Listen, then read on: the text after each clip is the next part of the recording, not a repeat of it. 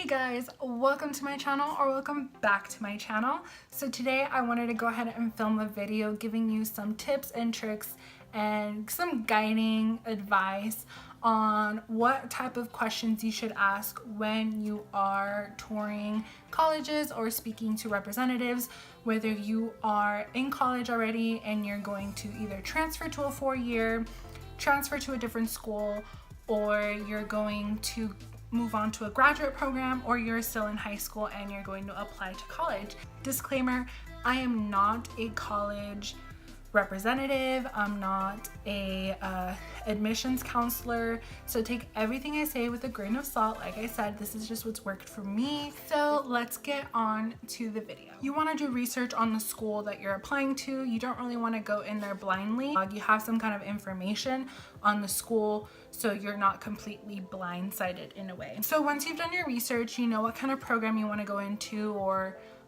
you kind of have an idea of what it is that you like about the school. So you want to ask if they have rolling admission. So basically what that means is that they accept people as they come along.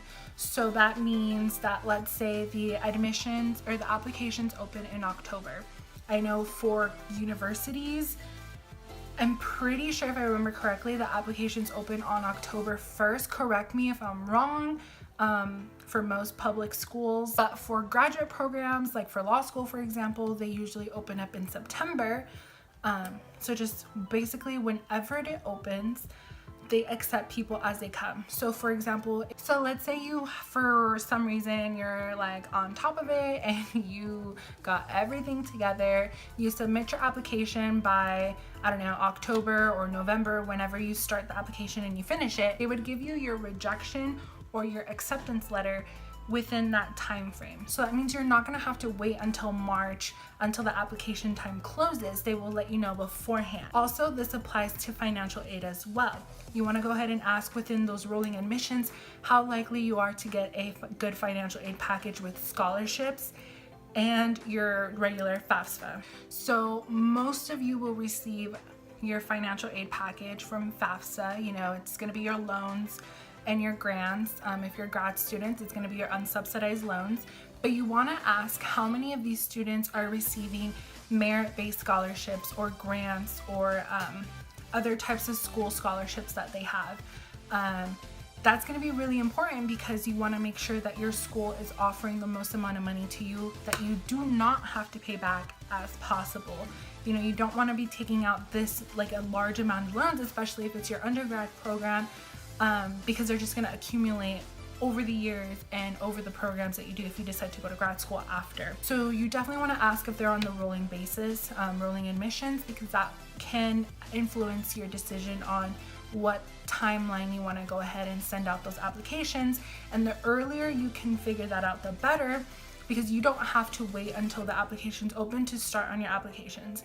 For example, you can settle in your letters of recommendation, you can settle in your resume, your cover letter, whatever it is that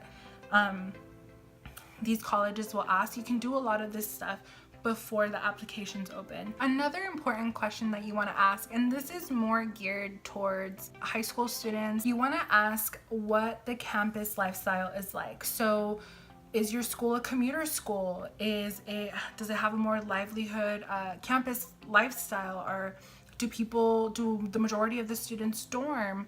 Do they live off campus? Those are the type of questions you want to ask, so you can start to get the feel and the vibe of the type of campus environment that you want to be in. So for example, my university is a big commuter school, so I knew that going in. So something that I wanted to do to try to feel more, get that college experience, is join Greek life. So along with that, I asked like what kind of student orgs do they have? Do they have a small list, a big list, for different variety? That way I could feel as included as I could on campus, considering I did go to a commuter school.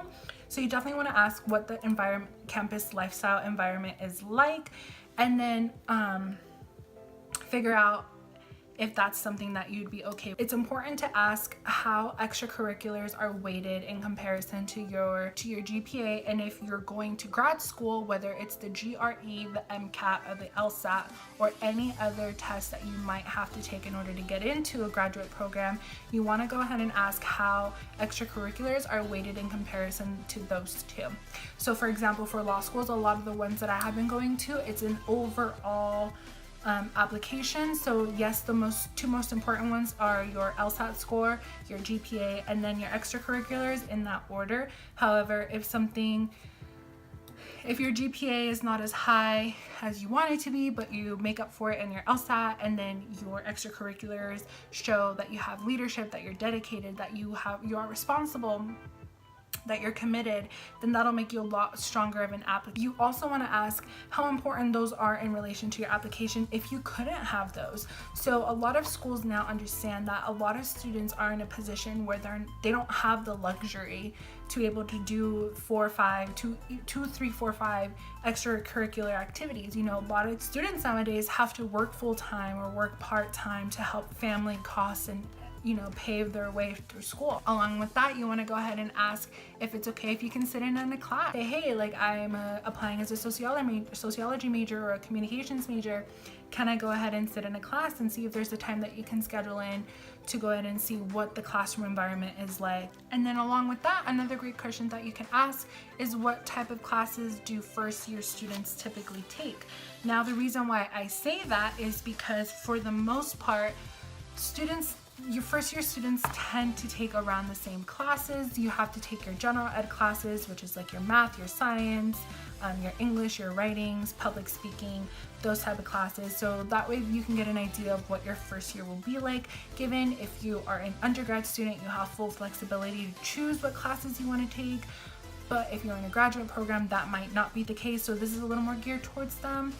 So you know what kind of classes you are going to be taking, but it's important to know so you have an idea of what you're going into as a first year student. The next few questions that I wanted to add are a little more geared towards those who are interested in going to law school. I'm sure you can apply this for medical school as well, or any graduate program as well. You want to ask if your school offers a loan forgiveness program. Now, not a lot of school offers these, and there's a lot of restrictions with this, but some schools do offer a loan forgiveness program, which means if you go in and specialize in a specific area of law or medicine, or you study a specific area for your graduate program, and you get a job within that field, they will pay either all your loan, the majority of your loan, or a certain percentage of your loan. And that'll help a lot in the long run. You know, when you're barely getting a job and you don't have the means to pay off your loans, that'll be a huge relief from that. And you know, you also want to ask, how many years do you have to be working in that field in order to continue getting this loan forgiveness? In order to be in this loan forgiveness program, how much money are you supposed to be making while you're working? Because sometimes you can only make a certain amount of money, and once you pass that, you're no longer eligible to be a part of that program. So you want to make sure you ask how many years you have to be working in that field, how much money can you make before you are no longer eligible for the program, and how long do you have from your graduation date to find a job in that field, so you're still eligible in the program. So you guys, I think this video is long enough as it is. I hope that helped you all figure out what type of questions you should ask when you're touring the law schools and you're talking to admissions counselors. These are more questions that, if you tweak them up a little bit, they can be very specific to the schools that you're applying to, whether it's undergrad, a graduate program, or something else, whatever it may be. You can definitely use these as a guiding point, so you have something to talk about and something to ask. Obviously, they're not the only questions that you can ask, depending on the programs that you're applying to, depending what it is that you're looking for to go to school in. Like, your questions are going to range, but this is a good general idea just in case you're lost or anything, you have something to ask. So with that said, I hope you guys enjoyed this video. If you did, please give it a big thumbs. If you have any questions, comments, or concerns, please leave them down below. If there's any other questions that you feel is important to ask when you're going to visit schools, go ahead and leave them down below. Don't forget to click that notification bell down below, and I will see you guys next time. Bye!